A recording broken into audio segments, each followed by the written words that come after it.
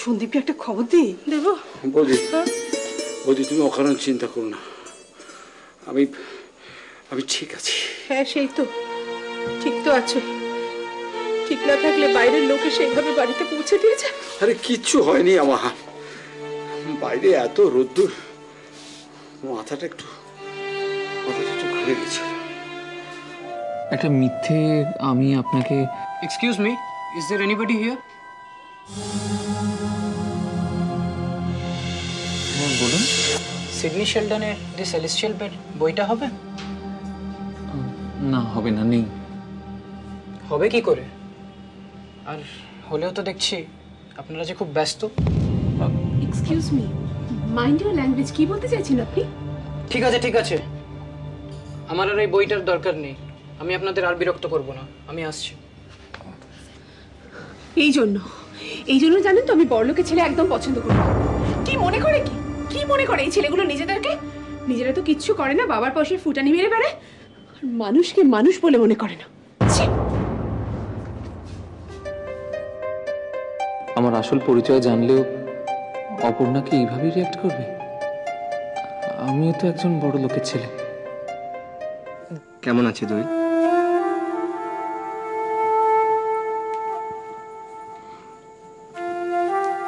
ঠিক বুঝতে পারলাম না, হয়তো ভালোই আছে, তবে তবে কি? মেজদি অনেক বদলে গেছে। তার মানে? জানো তো, আমি আর বর্দি এতদিন পরে ওদের বাড়ি গেলাম, ও আমাদের সাথে ভালোভাবে কথাই বললো না। নিশ্চয়ই কোনো একটা ব্যাপারে আপসেট ছিল। কি জানি, তবে ওর ব্যবহারে বর্দি খুব কষ্ট পেয়েছে, আমারও খুব খারাপ লেগেছে। আসলে কি জানো রাই, এই পৃথিবীতে সব মানুষ সমান হয় না। যদি তা হতো তাহলে পৃথিবীতে এত সমস্যাই থাকতো না। আমাকে দেখো, জীবনে কত ভুল করেছি, আবার সেই ভুল থেকে শিক্ষাও নিয়েছি। কিন্তু রাই, তুমি একদম নিজের মেস্তির মতো না। তুমি আমার জীবনে না থাকলে আমি বুঝতেই পারতাম না যে প্রকৃত ভালোবাসা কাকে বলে। তুমি কিছু না বললেও তোমার মুখের দিকে তাকালে আমি তোমার মনের সব কথা বুঝতে পারি। হ্যালো, কে বলছেন? আমি হচ্ছি দেবজিৎ।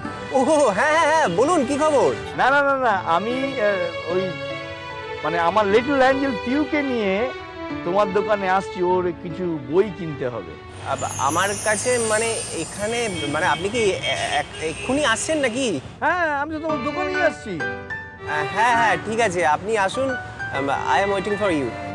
এখন তো আমাদের ছেলে মেয়েগুলো বড় হয়ে গেছে, তারা কত দায়িত্ব নিয়ে নিয়েছে। এবার অন্তত নিজের শরীরের দিকে তাকাও, একটু বিশ্রাম নেবে না?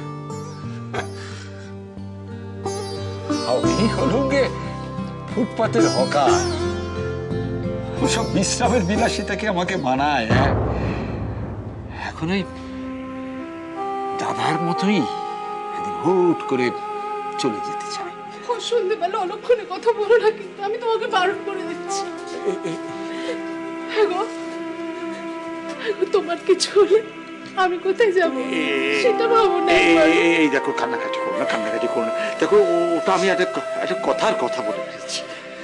পিউকে নিয়ে তোর মেয়ে সমস্যায় আসছে, আমাকে ফোন করেছিল বই কিনতে এখানেই আসবে। হবে রজত, পালা ভাই। কোথায় যাবো? আমি কি করে জানবো? জাহান্নামে যাবো, এখান থেকে পালা। কিন্তু অপর্ণাকে আমি না না, কিছু একটা বলতে হবে তো। স্যার, আমি ব্যাংকে গিয়ে না চেকটা ফেলে এক্ষুনি চলে আসছি। হ্যাঁ তাড়াতাড়ি যাও। হ্যাঁ হ্যাঁ, বেশি সময় লাগবে না স্যার। যাও। হ্যাঁ।